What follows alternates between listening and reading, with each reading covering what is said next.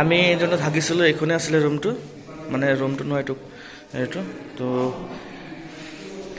আমাৰ ৰুমটো হৈছে এইটো টেন।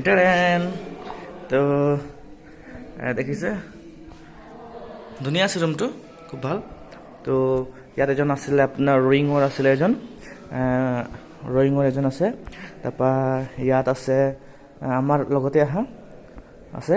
তাৰপৰা এইটো আমাৰ বেড, তাত মই আছিলোঁ, ইয়াত জন, ইয়াত মামা আছিলে।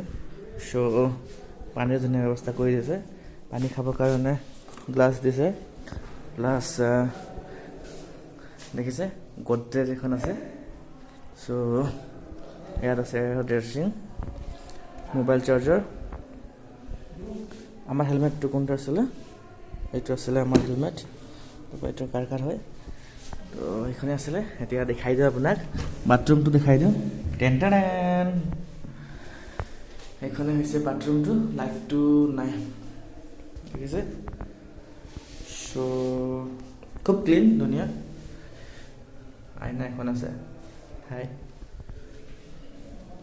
চ' এয়া